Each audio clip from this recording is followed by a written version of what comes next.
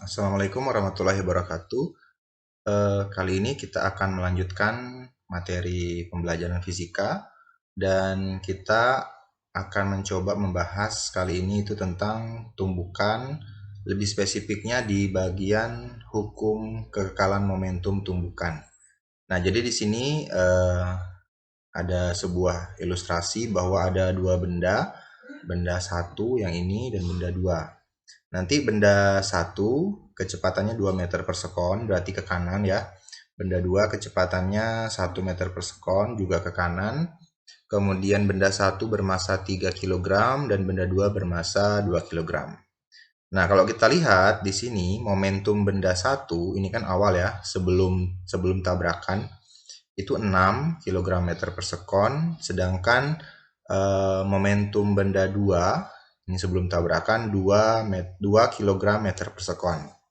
Sehingga jika kita jumlah momentum kedua benda ini sebelum bertabrakan itu berarti tinggal ditambah 6 tambah 2 yaitu 8 kg meter per sekon.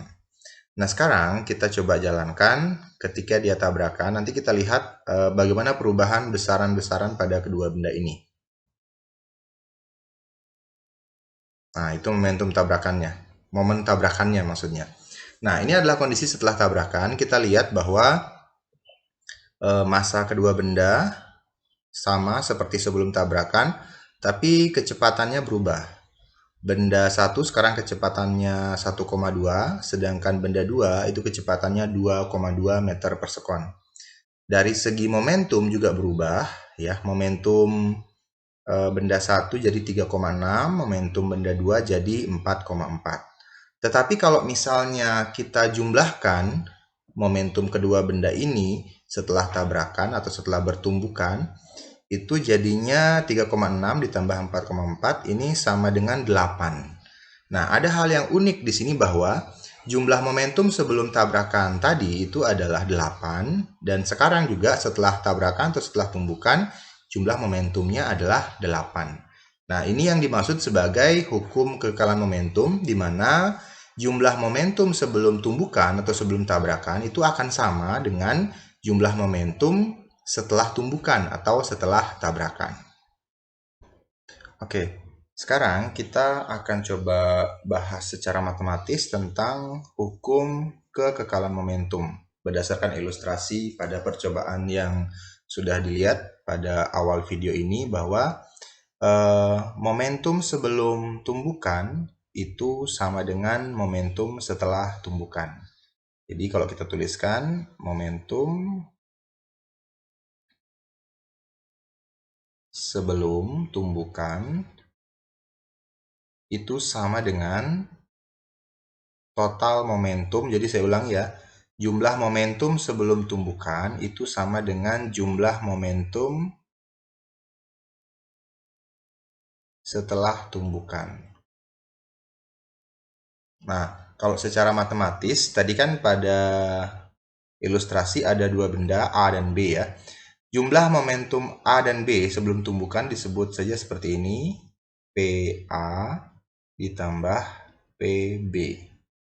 Oke, jadi jumlah momentum A dan B sebelum tumbukan itu akan sama dengan jumlah momentum A dan B setelah tumbukan. Jadi PA aksen tambah PB aksen. Nah, tanda aksen ini itu sebagai penanda bahwa ini adalah momentum setelah tumbukan. Jadi secara matematis sederhana itu hukum kekekalan momentum seperti ini. Jumlah momentum A dan B sebelum tumbukan itu sama dengan jumlah momentum A dan B setelah tumbukan. Kalau kita jabarkan lagi secara matematisnya, momentum A itu adalah massa A dikali kecepatan A. Karena momentum adalah massa dikali kecepatan. Begitu juga momentum B, berarti massa B dikali kecepatan B. Kemudian untuk momentum A setelah tumbukan sama juga, berarti massa A dikali kecepatan A setelah tumbukan. Nah, kecepatan A setelah tumbukan dikasih tanda aksen ini atau tanda koma di atas untuk membedakan antara yang setelah tumbukan dengan yang sebelum tumbukan. Begitu juga dengan yang B, berarti momentum B setelah tumbukan adalah massa B dikali kecepatan B aksen. Sekali lagi, B aksen ini adalah kecepatan B setelah tumbukan. Nah, secara matematis, hukum kekekalan momentum bisa dinyatakan seperti ini.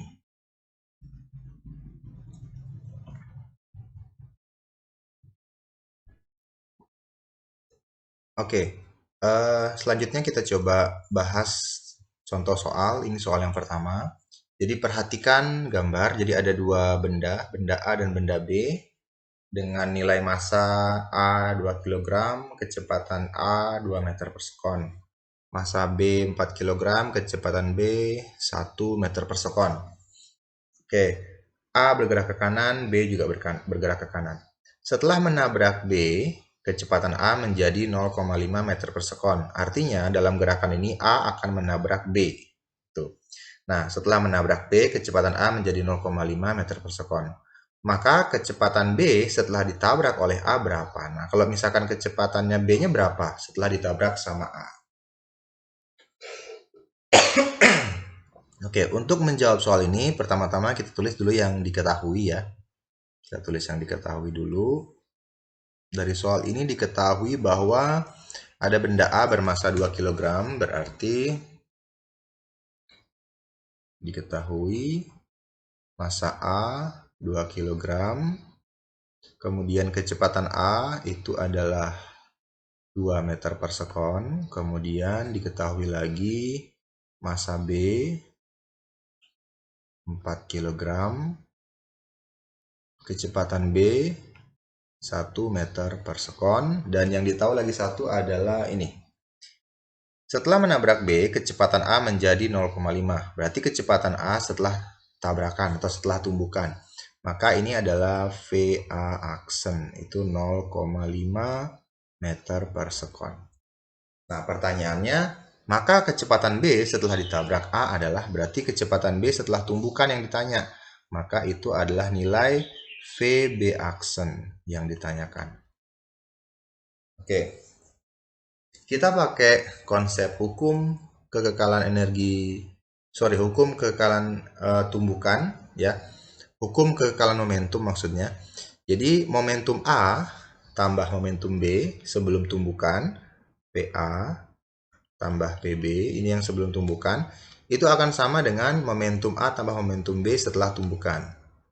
PA aksen tambah PB aksen. Nah, karena momentum A dan B sebelum tumbukan belum ada, maka kita uraikan rumusnya. Jadi MAVA dan momentum B jadinya MBVB sama dengan, ini juga nilainya belum ada, maka kita uraikan rumusnya jadi MAVA aksen, sedangkan ini menjadi MBVB aksen. Seperti itu. Nah, setelah itu kita masukkan nilai yang sudah ada. Massa A adalah 2, kecepatan A adalah 2 juga, tambah massa B 4, kecepatan B sebelum tumbukan ya berarti 1. Sama dengan di sini massa A 2, kecepatan A setelah tumbukan 0,5, tambah massa B itu 1 kali VB aksen, ini yang ditanya. Oke, 2 tambah 2 ini adalah 4. 2 kali 2 adalah 4, kemudian 4 kali 1 juga 4. Sama dengan 2 kali 0,5 itu 1, tambah 1 kali VB, berarti sisa VB aksen maksudnya. Jadi 4 tambah 4, 8. Satunya pindah ya, pindah ke sini. Berarti 8 dikurang 1 sama dengan VB aksen. Maka di sini VB aksennya langsung didapat. Itu nilainya adalah 8 kurang 1, 7 meter per sekon. Maka kecepatan B setelah tumbukan itu adalah 7 meter per sekon.